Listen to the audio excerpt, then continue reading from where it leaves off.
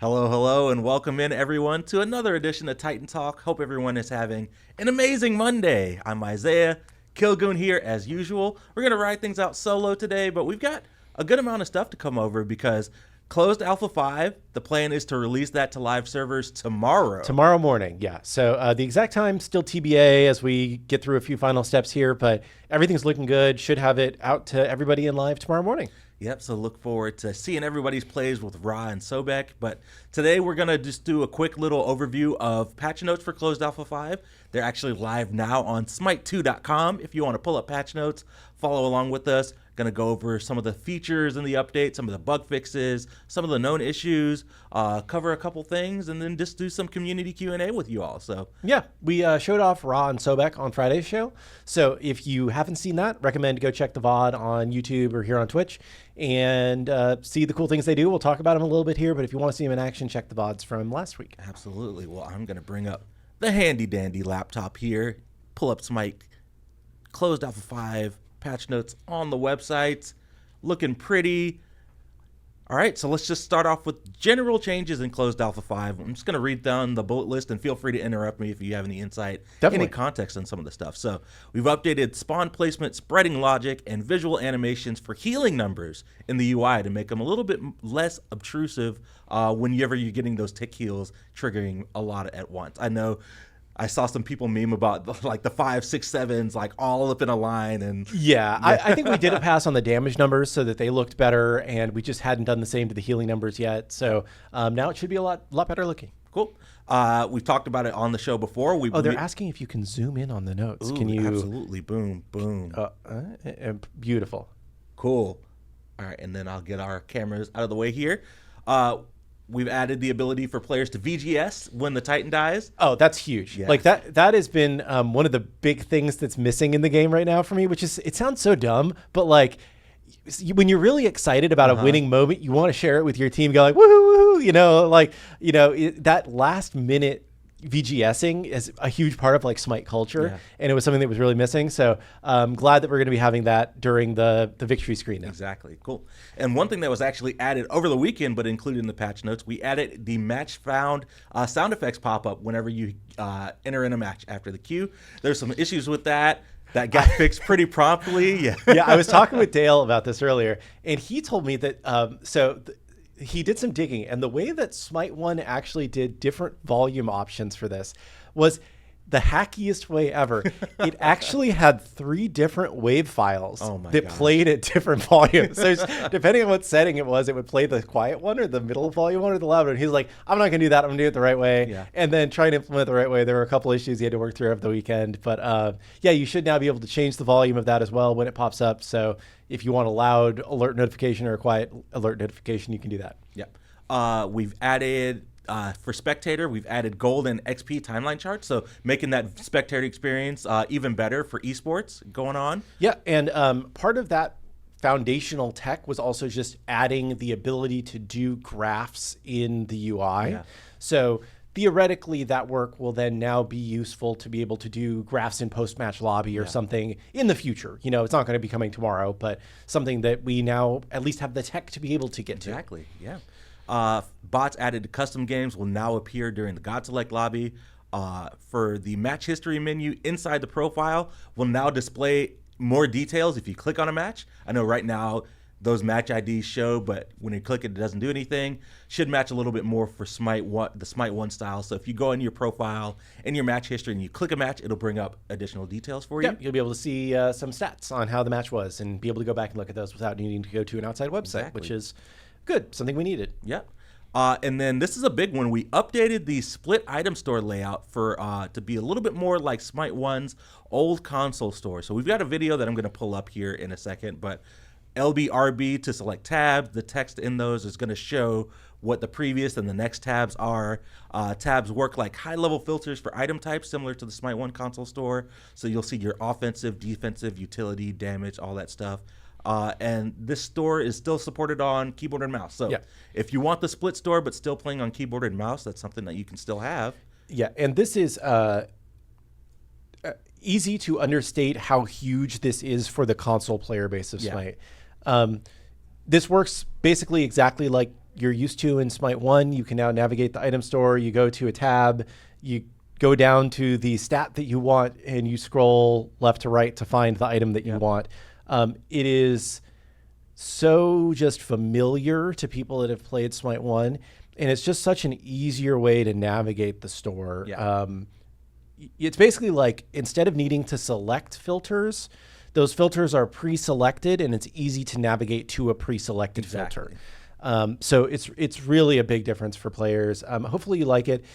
This is, the first out of this iteration. So if there's things that you feel like need a little bit of work still or are missing, please let us know. I see Kitten in chat. You can let Katie know. She's really big on this as well, and has been pushing for this to be awesome. So we're trying to make it awesome. One little thing that we did, so this is slightly less visually appealing than Smite 1, but I think better from a functionality standpoint, is that your relic and your consumable slots are directly under other slots. Yeah, I think I'm hiding that. I'm going to move our cameras. So it's more predictable when you mouse up or mouse down what slot you're going to end up on. Because we found that was one of the areas where people most got confused in the Smite 1 navigation. Because it's like, I push down, am I going to go to the left relic or the right relic, because they were kind of split between two different. So very small changes, but it should be almost functionally identical to the Smite 1 thing. The biggest thing that we know is still missing right here is it doesn't have, on this recommended tab, we don't have the recommended build. We don't have the, here's the things you should build for your start, and then here is a 6-item build that you're not going to get blown out of the water using. It's at least a good starting point. We're aware that that's not there and something that we need to get. So that will be coming sometime soon. I'm not going to give you an exact date, but sometime soon. Sometime soon. Something we're working on. But yeah, this is a big leap forward for quality of life for all of our console and gamepad players. So super excited for this to come in here. Yeah, I'm stoked. I play. I'm one of the few people who actually plays on both keyboard and mouse and controller. And I very frequently will play on like Xbox late at night. Like after my daughter goes to sleep, I just like play on the couch. Right. And so I'm stoked about this. Get an arena game in, on the couch. All right, I'm gonna bring this back to, console, I believe, can still use the old shop as well if they want. Yes, to. They can use the centered version. The centered version of the old shop. Yep. Cool. We have also added another thing. There's a new queue info overlay when entering the change game mode screen, just to give more details about what's happening in each queue. And I've got a better screenshot here that I will pull up for the chat to look at here. Yeah. So basically, you just get more info about the queue you're about to select before you hop into it. Yeah. This is another one of those really little things, but if you're an existing Smite player, you knew what Conquest was, you knew what Arena was, but if you have never played Smite before and you go to the queue selection screen and it tells you what these, what do you want to play, Conquest or Arena, and you have no idea what they are. So this is a big new player function. We tried to clear up the text on these a little bit too, to make it really clear, how do you win the game? How long is it going to take? What kind of map you're playing on? Hopefully this is pretty clear for what the experience is going to be for new players, and for players that are returning that maybe don't remember everything. Yeah. Cool. It's another big quality of life change. Going back to notes. Yeah, I got the thumbs up emote from somebody in chat for how to win. Yeah, I have had this rant so many times internally where it's like, all right, bring the rant. Okay, have you ever tried to play a board game with your friends for the first time and they're talking for 30 minutes and they will not tell you how to win the damn game? It's like, what is the point of the game? What am I playing the game to do? Please start by telling me that. So we try to make sure that for all of our game descriptions and for the videos that went out, that play when you first play Arena, one of the things they lead with is like, how do you win this game? What is the thing you are trying to do? So that's my soapbox for the moment. I appreciate that somebody else likes that as well. We love it. We love it. All right, going back to patch notes here. That was it for just general features. For Conquest, though, got a small adjustment to the Naga soldiers. We're going to be reducing the base health of those and then reducing the health per level for those as well. So got some feedback that the Naga soldiers are still a pretty strong buff, especially with the introduction to the Pyromancer as well, with the Runic Bomb. Figured all those buffs to pushing, the Naga soldiers were something that we figured we'd want to hit and just take them down a little bit. Yeah, Naga buff I think is a really interesting new addition to Smite 2. I think because it's brand new, it takes us longer to figure out what the right balance level is for it. So this is just another tweak there, and we'll keep working on it. Yep. We had even talked about like, oh, should it be like an activatable thing? You know, we're definitely having a lot of talks about Naga buff. Yeah. All right, one bullet point for Arena. So we've updated the gold, XP, and kill reward values formulas to match Smite 1 just to reduce the overall snowball in the mode. Yeah, and this is another one of those single bullet points, which is actually a huge change for the game. So Arena was not doing a number of very small things that Smite 1 Arena does that ensures that the game stays closer, particularly in terms of levels. Because in Smite 2's Arena, it's very easy to out-level your opponent very quickly and then just win, right? So this should keep levels much closer together. It should also keep gold more close together, but levels is the big one that was really screwing up games, we think, in Smite 2. So we pulled over a little bit more of the logic from Smite 1 to try and address that, made a couple other changes in the back end. So yeah, it should be a much better Arena experience going forward. Yeah. All right, for new gods, like Alex said, we went over Ra and Sobek. Those are going to be the two new gods coming out in closed Alpha 5. So we can quickly scroll through these. I think I'll highlight more and stop on the new features. So Divine Light, of course, is Ra's big +1. So for a period after you activate the ability, you get the enhanced basic attacks that do ability-based damage, can proc all those ability items and stuff like that. And then another one that I wanted to talk about is...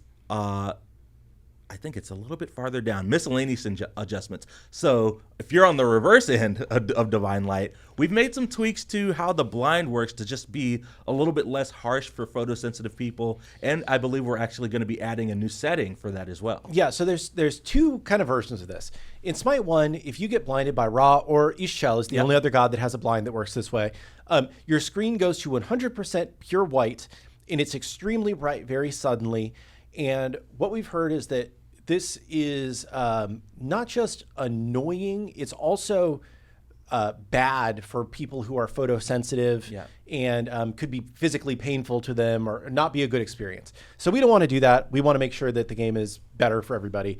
So when you're playing on default Ra, the flashbang now is 90% white, so it's still pretty white. Like it's still like a flashbang, but it's not as blindingly white as it is in Smite 1.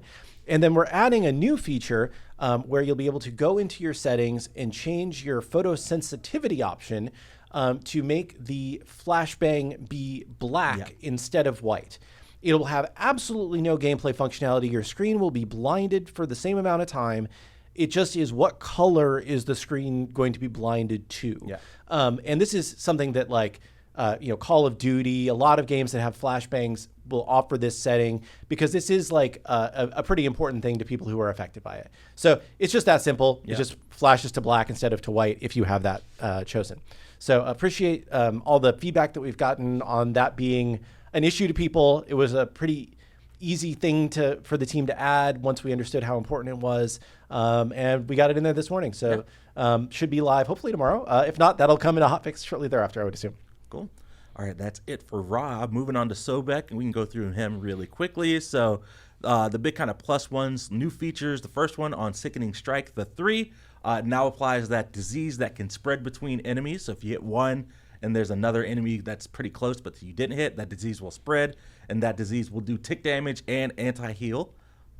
And of course, the last one we've talked about, it's on this show, the Sobek Execute, lurking in the waters, now has an execute that scales from 10% HP all the way up to 25% HP, depending on how long he is channeling the ultimate. Saw a lot of discussion about this. A lot of talk about over the weekend. It's definitely something. It's an exciting change from a developer standpoint. Yeah. We know a lot of players are excited about this, but we definitely see some of the concerns as well. So something we're going to keep an eye on for sure. Yeah, and I've just got a couple like points to talk about on that real quick. So it scales from 10% to 25%. So you do have to channel the whole thing if you really want to get to that 25% execute point. And that the amount of damage that it deals probably would have killed a squishy character that was at 25% health previously, right? The big change is that it will be more effective against tanks than it was previously, which you can say is a bad thing, you can say is a good thing. In our testing, it's felt really good. I know it's scary to give a Guardian an execute, but let's play with it for a little bit. Let's see how it goes. We have a lot of knobs that we can turn to balance it. You know, we can turn down the percentage, we can turn down how long it takes to fully channel. We can make the execute circle a little bit smaller in the center of it.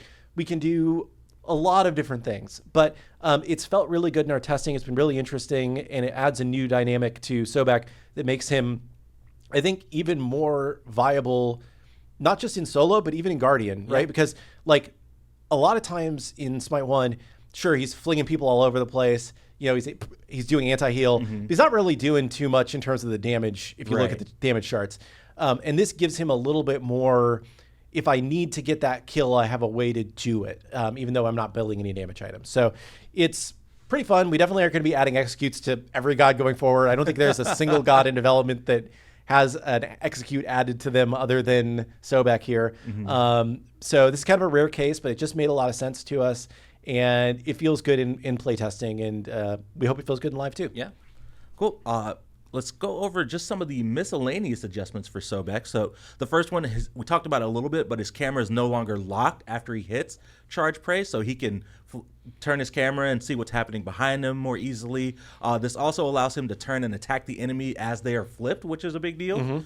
And then Sobek's charge prey no longer continues for the full time if an enemy dies or becomes CC immune during the pluck sequence. Instead, it just ends early. So yeah, the number of times that I would charge into somebody and they beads it like right as I get there, and I'm just frozen in my animation for 3 seconds while they are killing me is awful. So that won't be the case anymore in Smite 2. Yeah, cool. All right, let's move on to bug fixes. We got a lot here that's coming up in Closed Alpha 5. First up, under general gameplay, we fixed issues with the Titans multi-hitting.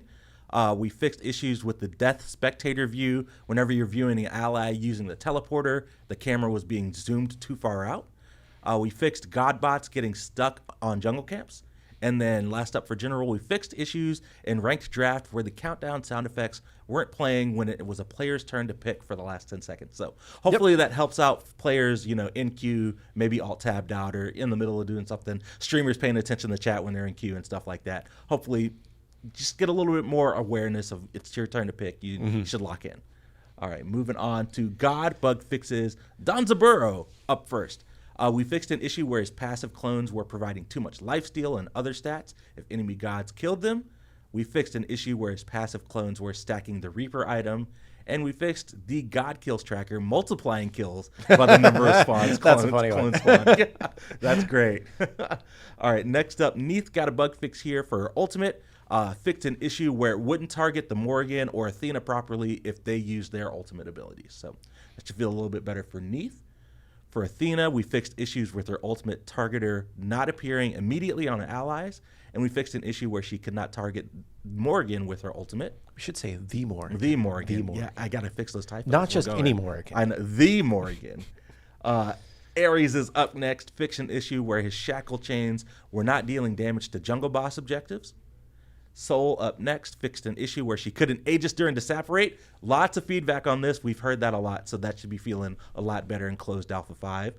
Susano fixed an issue with VGS not playing on his Onyx Blade skin.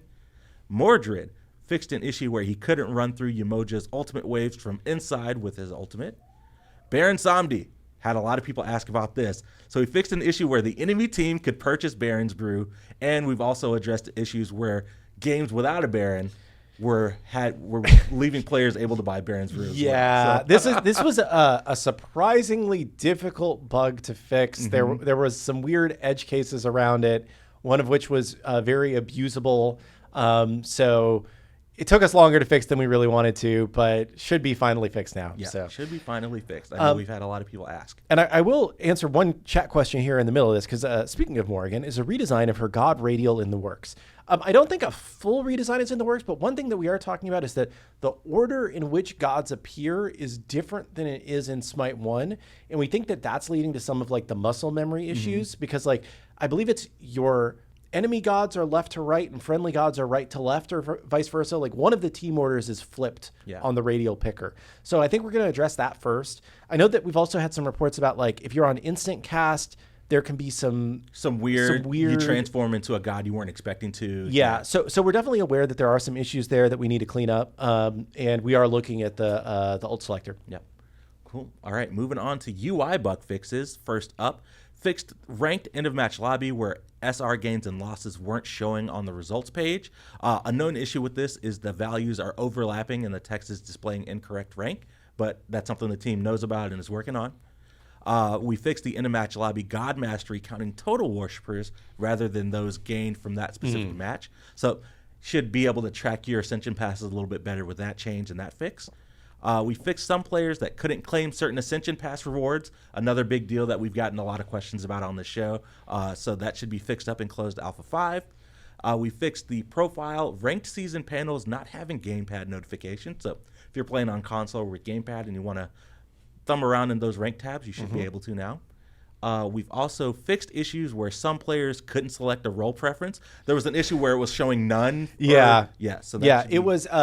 I think it was waiting on the server to tell it what the roles were, and it was getting into a weird state where it couldn't get those or something like that. Yeah.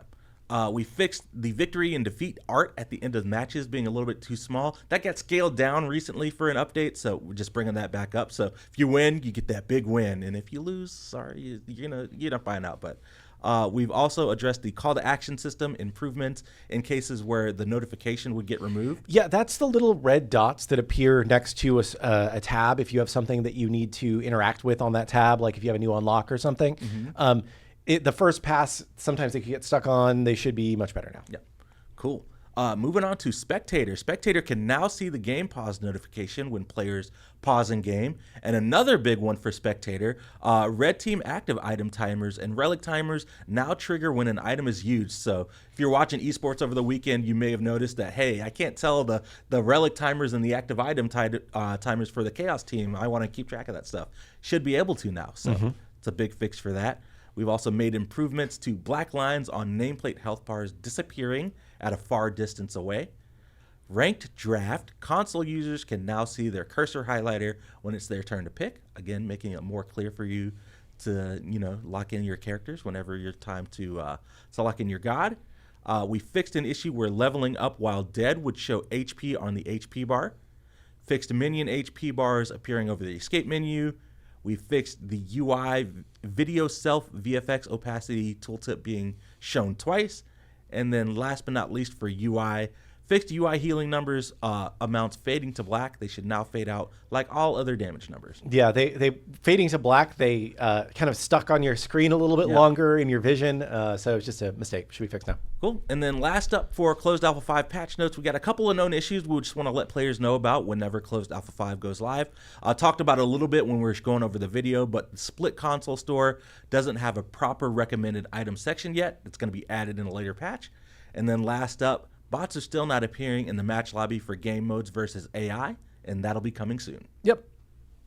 All right, that was it for our Closed Alpha 5 overview for patch notes. So again, should be going live to you all tomorrow morning. Super excited for that. Yeah, very excited. Anything else for Closed Alpha 5 before we get into Q&A?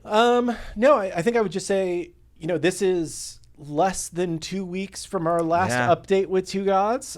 So hopefully you guys can feel, damn, those guys are moving fast. We're moving, So we're trying to move fast. Always be patching. We will have this go live, and then it'll be about 2 weeks before the next update with more gods. I think we're currently targeting 3 new gods for the next update, about 2 weeks after this update. And then we're going to be kind of on that pace for a little while. We are going to be doing more of a god roadmap. I don't know, maybe end of this week, maybe next week or something. See, how things are going after Closed Alpha 5, depending on, how busy we are. We have talked about wanting to just do a full show dedicated to the first 50, right? Yeah, so I think that's something that we keep getting questions on, and I think it'd be good to get that out there. But I will preempt that by saying, everything is subject to change that we talked about on this show. So we'll talk about the full 50, but maybe we only get to 48 or something. Yeah. We're just pushing for 50. Cool. I guess another thing that I just thought about when I was scrolling through patch notes, you may have noticed there weren't any balance changes in that in those patch notes. Lermy is still cooking up some balance for Closed Alpha 5, so as soon as we have that ready, we'll have that in a separate patch notes blog that goes live on Steam and social media for you all to keep your eye out on. But we talked a little bit about that last week. I think Anubis, Hercules, a couple other gods were definitely on the docket for some balance. I know Fenrir is one that keeps getting a lot of attention from folks. I think the big thing for Fenrir is the Insta-Bite Ultimate. Yeah. So I know that that's being looked at. I'm not sure if that's going to be addressed in this update, but I know that Lermy was talking about looking at it. So definitely hear y'all on a lot of these balance concerns. And now Zeus, I think, is OP. Yeah, Zeus is on the docket too. So. Yeah. So get your free wins as Zeus while you can. I know. He's definitely doing a lot of damage, as he should, but maybe not that Maybe a much little damage. too much. Yeah. Cool. All right. Well, let's open it up for Q&A. Chat, what are y'all thinking about? What do you want to talk about today? I just want to say thanks to Denise saying that the game is 1,000 times better since we've been doing these continuous patches for balance and bug fixes. We definitely appreciate that. I don't do this show to get lavish with praise. We do it because we want to tell you guys what we're working on and whatnot, but it is always nice, and the team does appreciate it when you guys say thanks for things. Absolutely. Thank you.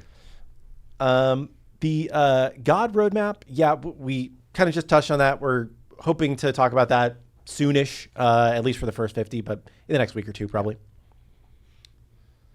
Yes, we have 2 gods in tomorrow's patch, which is going to be Ra and Sobek.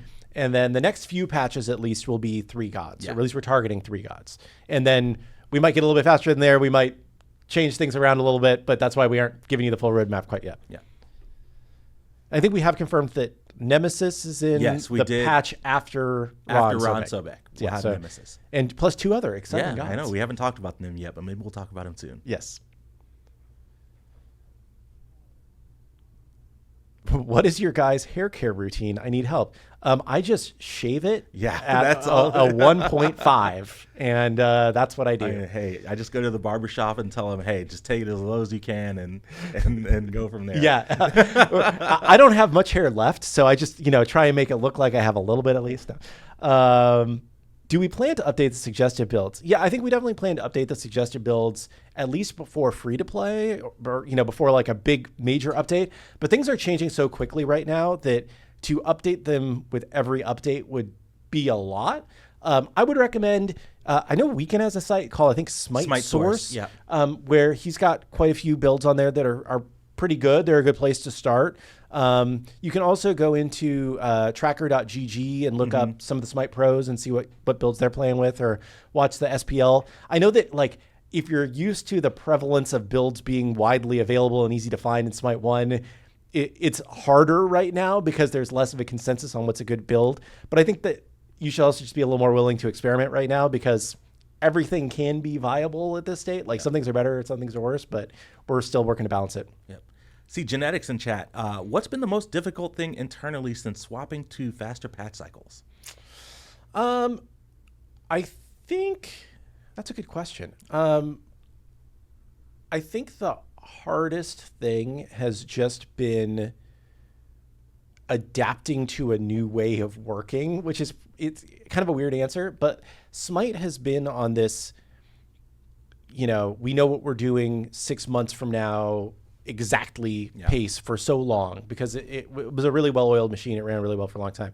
And we had to rethink, how are we going to operate in a world where, we can't be sure what's going to go into each update? And how do we build things in a way where we can easily turn things on and off and make changes and, just be more adaptive to what the community is saying. So I think it's been more of like a mentality shift than anything else that's led to us being able to do this. I think, the other thing, obviously, we had to stop working on skins temporarily to be able to get to this pace of gods, because basically we pivoted all the art teams to work on bringing these gods over. FX Audio are fully consumed with making this happen, So I think that each individual team would probably have a different answer, but just in general, I would say it's the change in mindset to, we're not a finished game. We need to be much more nimble, and we need to be much more responsive. Will we be able to purchase cross-gen skins in SMITE 2 anytime soon? I will say sometime soon, yes. We would like to be able to start selling them again. We are still talking through the best way to approach that. We understand that there were some concerns around the way the pricing was presented the last time. I think everybody internally is like, we messed up pricing Jokey Loki, right? We took a 400 gem skin in SMITE 1 and we said it was 2,400 legacy gems or what, and that was not good, right? So we're aware that there were some issues with the way that we did pricing, but at the same time, we have to price things at a reasonable rate in order for us to not go broke, right? Yeah. So we're trying to think of the best way to update the pricing before we bring it back. We've been working on that. The other thing that we're waiting on is strike-through pricing. So being able to show you that something is on sale. So one of the big things too is that in Smite 1, there's a lot of different ways to get skins. In Smite 2, the only way we have to sell you anything right now is a direct purchase price. And that's always been the most expensive way to buy anything in Smite, right? So for us to say, okay, cool, the skins are back and they're priced at what they will be priced direct purchase pricing, but there's no other way to get them, is going to feel bad to you. Yeah. So we would rather say, this is what the price that they're going to be direct purchase price once we have other ways to sell them to you. But for now, they're on sale at a lower price. So you can feel like we're not trying to take advantage of you because we just haven't built the tech out to sell it other ways. So hopefully it will all feel better once it's back. I know that was kind of vague, high level, but we have been thinking about it. We know that people have been asking about wanting to buy stuff again. But we just want to make sure that it comes back in a way that feels fair both to you all and also enables us to still make a little bit of money because we have to pay for the development of the game as a free-to-play game. Cool. I saw a question about players that use PlayStation controllers on PC. The button callouts are showing Xbox button callouts. Just wanted to make sure we were aware of it. I was not aware, but we can take a look at that. Yeah. Cool.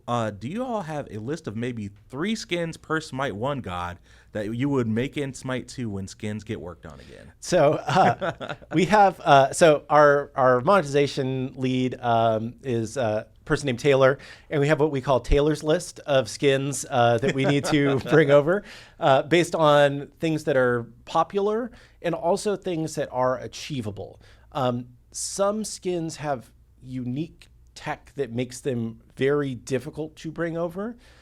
And our thought is we're better off bringing over skins that we can get over relatively quickly and get a better roster of skins for people to play with versus spending 2 or 3 times as long on some of the ones that are harder to work on. Yeah. But yeah, basically based on what skins are most popular. And we do have a list, I think, of kind of the front runners for all the first few gods. And we were working on that list until we made this pivot to just focus on gods for a short period of time. And all those skins that we do port over will be purchasable for 100% legacy gems. So you don't need to worry about your legacy gems being useless. You'll be able to spend them to get all of these Smite 1 classic skins that we bring over. Yeah, lots of skin/monetization questions today. When will skins start again? Any thoughts on an alpha battle pass? So I think we actually have to start working on skins. It's either the end of November or the beginning of December. So we should be through like the major push to get all the gods over for this 50. Yeah. And then we'll start working on making some new skins again, specifically so that we can have some new content for when we get to that point in early 2025. We definitely will not have a battle pass when we go free to play at the very first moment. Because we don't want the focus to be on spending money right now. We want the focus to be on building a good game experience. We will have a Battle Pass-like system that we're working on internally that will come out a month or 2 after, I would say, we go free to play.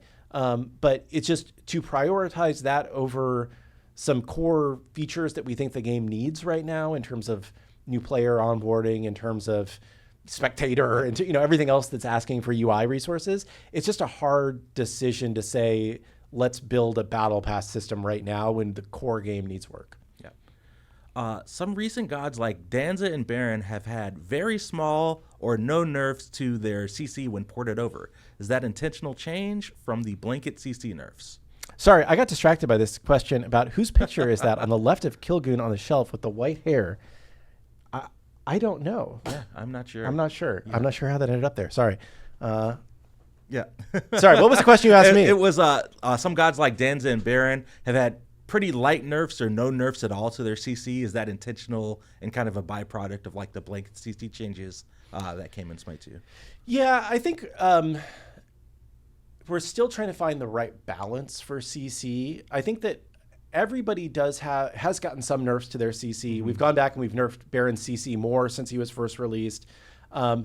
Danza is an interesting one. I don't specifically know why his CC is the way that it is, but we're trying to just make sure that every god feels good in the Smite 2 meta. And the more gods we add, the better idea we get of what feels good and what is too much, what's too little, right? I think the goal is not that beads are the mandatory relic that everyone must buy, but if there's not enough CC, and this is not me calling you out for being bad at the game chat, if there's not enough CC, no one hits abilities and nobody dies. Like, the game is built around the idea of you CC somebody and then you kill them, right? Like, that's kind of the way MOBA combat works.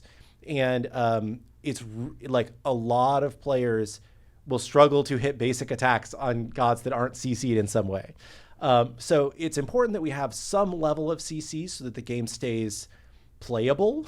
But when it becomes too much and it just feels like I get hit once and I'm just always permadead, that's not fun. So we're trying to find the right balance there. Cool. I said I wasn't calling you that. She's calling chat. Let's see here. Can we add a slider for color correction settings? It can be too strong sometimes, so it'd be quite nice to adjust it. I can ask. I have no idea how that's implemented, but I can ask. I know there's also constantly questions about, can we specifically recolor just the health bars? Yeah, the blue and yellow health bars. I know a lot of people ask about that. Yeah, and I would say that's something we're aware of. The widget was not, a widget is what you call like a UI element, but the widget was not built to support that. So it's not something we can just flip a switch and add the setting. Sometimes things are really easy, like the raw flashbang. Sometimes they're really hard. And this is one of those that's really hard. And because we thought that we weren't going to need to support that setting because we had this colorblind inherent system. So we're aware of that concern. We can look into a slider for the color blindness settings. I'm not sure if it's doable or not, but I can definitely take a look. Yeah, cool. Question. It is difficult to look at my full abilities during gameplay on console compared to Smite 1. Example of having to do a button combination on Smite 2 versus one button in Smite 1. Another being my camera is locked when looking at my abilities in Smite 2 versus free cam in Smite 1. Are there plans to update this? Also, are there going to be plans, is there going to be an update on showing this? I would need more details, because my understanding is that on Smite 1, you push D-pad up to bring up a single ability tooltip, and then you have to, I think it's LBRB to go between them, but you can run around while you're doing that. Yeah. In Smite 2, you hold D-pad up and it shows you all of your abilities, and you can run around while doing that. So I don't think there should be too much substantial difference. The one thing that we don't have is the ability screen that's in the start menu. But from what we found, almost nobody used that menu in Smite 1, so we didn't think it was important for Smite 2, for console specifically. I know the PC players use that screen more, but for console, nobody used that screen, so, or very few people use that screen. So if you have more details, I would be happy to talk more, but I think it should just be a better experience on Smite 2 right now. Let's see here.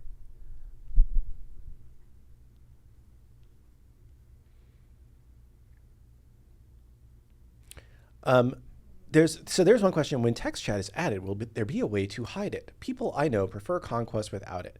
I think that you are going to have to opt in to enable text chat once it's added, most likely. In part because I think we need to get your approval that we will be, monitoring your text to make sure you're not being a horrible person. Yeah. So I'm pretty sure that you will have to go into the settings and click to turn on text chat. And if you don't want to turn it on, then you don't have to have it on. So that's my understanding for how the system's going to work. Cool. When will you add brand new gods? So we've talked about it just a little bit. There will be one all new Smite 2 god in the first 50. They will not release for a while though. Probably not until closer to January. Yes. Yeah. And the new god was in playtest this morning. Nice. And is doing some wild things. So excited when the whole community gets to see the god, but definitely not quite ready to go live yet. Yep. let's see.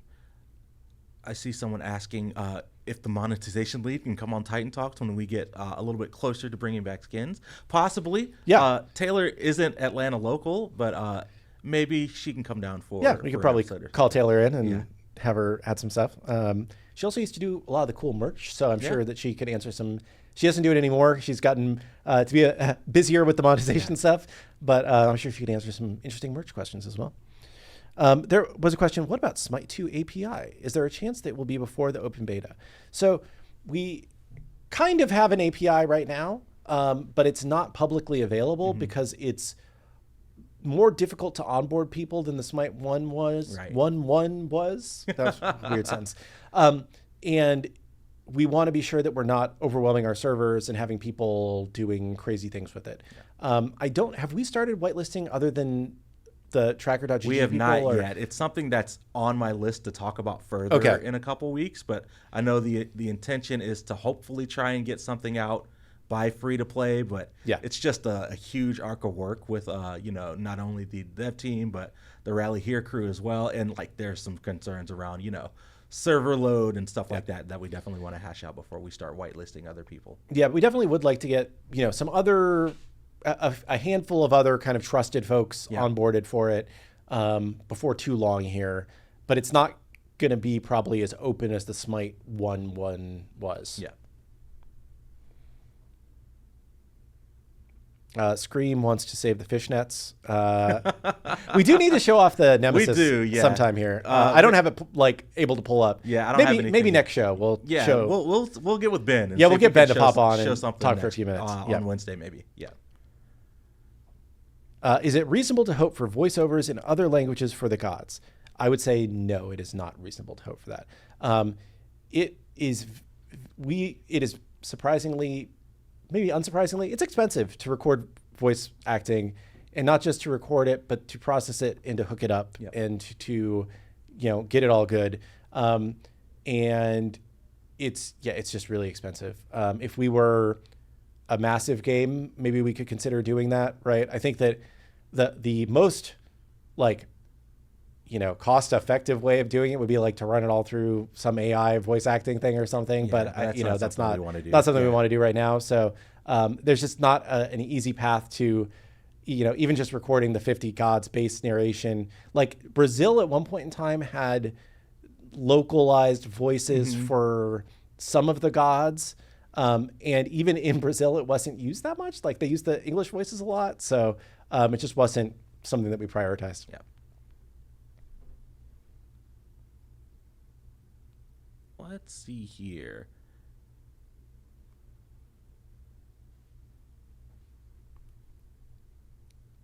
Well, all of these gods and things you are adding for January in quotation marks will be playable at the Vegas LAN. It's something that we've definitely talked about internally. Yeah. It's something that the admins are definitely going to be thinking about and talking about with the players that actually qualify to that Vegas LAN. I would say if they are available at the Vegas LAN, there would not be a world in which we did not give the qualified players early access to a private server or something to scrim on. That way they had more than, that way they have ample enough time to, prepare for the event. Yeah, I think the event would be more interesting if more gods are available and it more closely matches the, the fuller version of the game.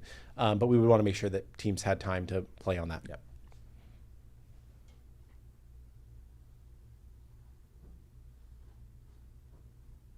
Any tease to the next AA-focused hunter like Rama or Artemis? I will say we've talked about 2 hunters that are coming to SMITE 2 as part of the next 50. Lermy teased that she's been playing Medusa in playtest, and Medusa, I saw somebody playing Medusa this morning in the playtest. And then Uller is also going to be the first stance swapper, so those will both be coming. I think it's at least one more hunter. There might be 2 more hunters.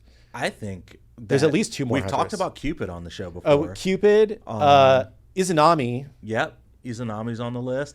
And then there's at least one more hunter. There's at least one more hunter. Yeah. So, there's quite a few hunters still on the list. Hopefully one of those is the vibe that you're looking for as a hunter player or a carry player. Yeah. Whatever we're calling it. Carry, yes. What is the most popular controller button setting in Smite 1? And is there a way to translate those controls to Smite 2? I play on Challenger, and it still feels unfinished in Smite 2 when navigating through my ability info. Yeah, so the default is Challenger, which is the most popular one.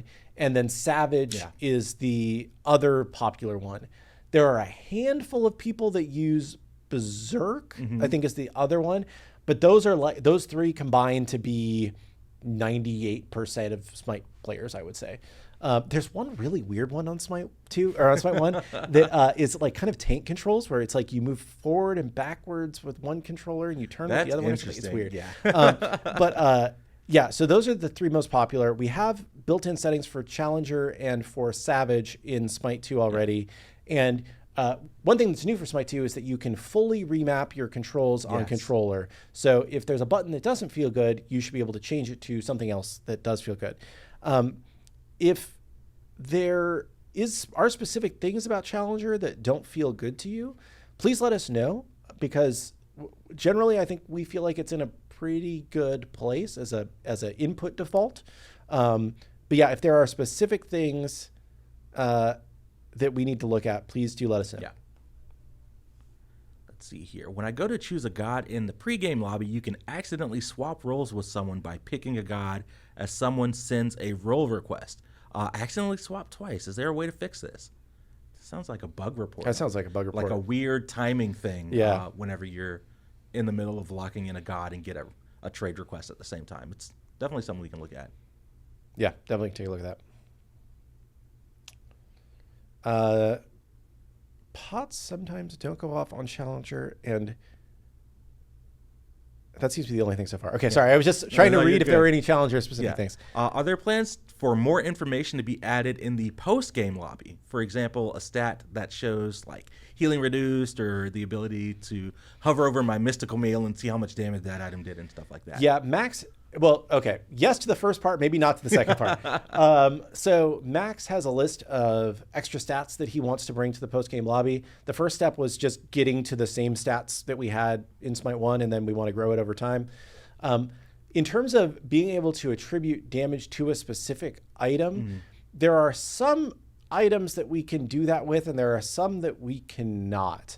So I think I was having this conversation with somebody, and this might not be the actual correct words, so please but like I think mystical mail, we could track the damage because it's not associated with a separate ability, but something like Soul Reaver that adds damage to an ability we couldn't track separately or something like that. So somehow the way that our items modify abilities, sometimes you can't always track the damage that they add, but a lot of the time you can.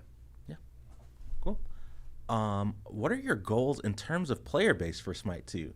We just want all the players, right? we want everybody on planet Earth to be playing Smite 2. Yeah, that'd be great. I think, realistically, our goals are to, secure the future of Smite and the Smite franchise, right? If we can get Smite 2 to be the size of Smite 1, I think we're at least okay with where it ends up, right? We would love for it to be much bigger. Everybody wants their game to be huge.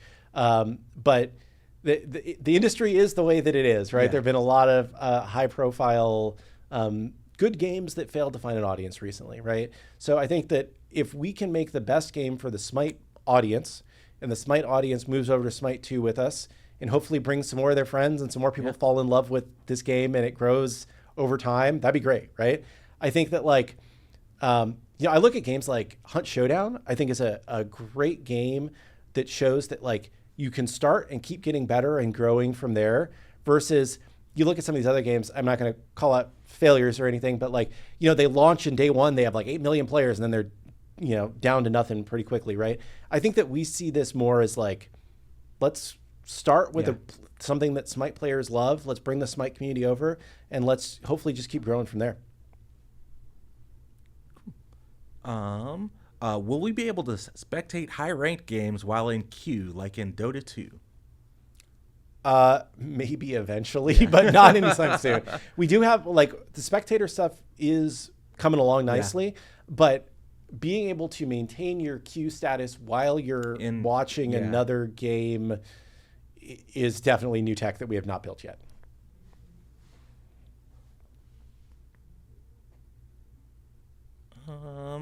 I saw this question last week too. Have we ever thought about adding a Smite 2 story mode in the future? We have thought about it. It is one of those things that is going to be a tremendous amount of work for something that you're probably not going to interact with very much. And our question as a relatively small game developer is always, should we be putting focus on something that you're going to spend 8 hours playing or something that you're going to spend 800 hours playing? We should probably put the focus on the thing that you're going to spend 800 hours playing. This was always kind of the problem with the adventures that we did back in the day. Not that we don't want to do something like that again in the future, but those were a tremendous amount of work. Most people played them for a day or maybe two, and then they went back to playing the main game of Smite. And we kind of always would sit scratching our heads afterwards being like, man, that was fun and people really liked it, but like, what if we had just put that effort into making Conquest better or into making another new god or, you know, like what was the better thing for us to be spending our resources doing? Because we don't have endless resources. Nobody does except for maybe Fortnite. I don't know. So I think like we have to make smart decisions about how we can build the best game for players. And yeah. Thoughts on flipping a god's damage type where it makes sense? Example, flip Kleena to magical damage. Yeah, we've definitely had those kinds of conversations. I think we're less stuck on a god has to be a certain damage type because they're a certain class. That's one of the benefits of the new system. So yeah, I think we're definitely open to it if it makes sense for a god. Let's see. Will there be any more skin drops? Will it be any more skin drops via Twitch? Because it's just been legacy gems and viewer points for a while now. So I've been talking with Taylor. The plan is to bring back the God Champ title and badge and Meltdown Soul, just because you can't purchase Meltdown Soul in game right now. So we definitely want to bring that back for people that may have missed the first round of the Meltdown Soul drop and be able to get that skin for free and using Smite 2. Definitely been talking about some fun stuff for January for the Vegas event as well. And then we've also been cooking up some other stuff on the Twitch drop side that should be going live hopefully at some point this week. I'm not going to spoil too much just because I want to make sure everything is ready and working before we kick that off. Cool. But keep an eye out on our social media channels and stuff like that for news on Twitch drops. Sweet.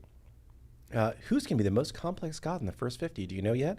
Definitely the unannounced all-new god, because he does a million things that are very interesting and new. The Gordon Ramsay "It's Raw" meme for Raw, that would have been good. We did not think of that. We did like a sunglasses thing, right? It's got a sunglasses meme. Smite 2 feels easy to hit abilities. Any plans to higher the skill ceiling? Based on our statistics, y'all aren't hitting that many abilities. So I would not say it's easier to hit abilities than in Smite 1. It should be about the same. It might feel easier because you've just played a lot of Smite 1. But yeah, the game does feel about the same. I'm really not trying to call out chat today. I'm sorry. I'm being very confrontational. I love you all. Killgoon's feeling spicy today. I had a good weekend. I came in feeling good today. I feel like I was exhausted on Friday because I didn't sleep. So I'm just like fired up today. Any plans to have community polls to vote on new gods we want added, or a place people can go and put custom new gods for the devs to take inspiration from them? So I would say we do look at Reddit for all the like custom god posts that gain traction there. And sometimes when we're trying to think of if we were to do a god, what would we do? We'll take a look at what the community's ideas were and try and adapt some of those things. We usually don't take ideas or abilities wholesale from those pitches, but more just kind of like they would expect the god to do this kind of a thing. What's the coolest thing that we can do then based on the restrictions that we have internally and the tech that we have and the gameplay niche that we're trying to fill with the character. So I would say we definitely look at those on Reddit. I know Reddit is pros and cons, but it's a place where posts will stay for basically forever and you can find things easily versus if you post your stuff on Twitter or X or whatever the hell it's called today, or Discord or, any kind of like a god idea design thing. It's much more ephemeral. It's not going to be there when we're thinking about making the god in 3 weeks or in 3 years, right? It's going to be harder for us to go back and find. is Killgoon a gooner? No, I don't know what a gooner is. Don't. We can talk off stream. Oh, Don't pay attention to that question. The goon in my name. I back in my youth, I was a big something awful guy, and like that was like people who use something awful, which was an old forum, were called goons. That's why it's there. Chat's going crazy. Sorry, I am a boomer. We have to cut that from the VOD. I'm okay, sorry, Chat. Yeah. Ban that question. Yes, ban the person that asked that question. No. Oh man, that's funny. On the Conquest loading screen, could you add the role that you've been given? That's why it is. That way, it isn't a scramble to pick a god for the role you've received. On the Conquest loading screen, it should show right next to your god name as soon as the lobby opens. So I guess you could see it like 3 seconds sooner if we put it on the Conquest loading screen, but I don't know how much that would add. We could look at it, but I don't know how much it would add. Yeah. Let's see here. I think you're talking about the game mode Conquest. Oh, the little animation that pops up whenever you hit the Q. I mean, it's like 3 extra seconds. I don't know. It's something we could talk about for sure. Will Blue Ward and Oracle's auras be added to the maps? They aren't on Xbox, at least. Yeah, so I've heard about this. Basically, just being able to see better the vision radius of wards on the mini-map. Yeah. It's something that we're aware of. It's another one of those things that's surprisingly a little bit more difficult than it seems like it would be. But we should look at a little bit more at that. I'm not sure the current status of it, but it's something that we're aware of. Yeah. Cool. All right. Well, we are at 2:00, so it's time for one more question. One more question. Right? Let's do it. Yes. Right. I'm going to give chat 30 seconds, and then we'll both choose a question before we end the show. Oh, nice drum roll.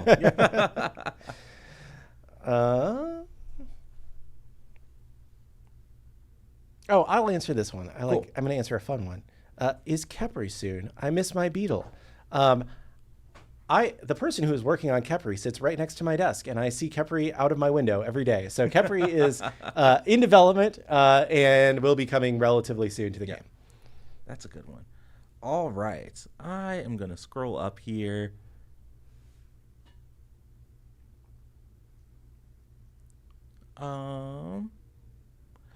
What's the plan after January? How will we allocate our investment once the wave of the first 50 gods is complete? That's a good question to end on. Yeah, that's a good question. So I think we understand we need to keep a fast pace of gods. It's not going to be, whatever crazy thing we're doing here, we're doing 25 in three or 4 months, right? But I think we understand we need to keep going at a quick pace with classic gods, because there are 130 gods in Smite 1. Yeah. We're at 29 gods in Smite 1. Be 31 with Ra and Sobek. Yeah, so we've got a lot of gods that we still need to bring over that are somebody's favorite in Smite 1. Yeah. There are people that have Fafnir as their favorite god. They exist on Reddit. And eventually we'll need to bring Fafnir over and all the other gods, right? So we want to keep the pace going strongly for classic gods. We also want to get back on a good pace of new gods. Probably at least about the pace of new gods in Smite 1, where you're getting an all new god every few months, right? And then we also need to start making some skins for y'all to buy so that we can make money and continue to pay for our office and our salaries. Yeah. So that's kind of the rough roadmap. I mean, I think we are going to be, continuing to work on modes. We have Joust and Assault kind of on the January timeframe, plus some Conquest updates. And then there's kind of some bigger stuff for Conquest that we've been talking about. There's some, people keep bringing up Slash and Clash. We haven't exactly decided how we want to deal with that.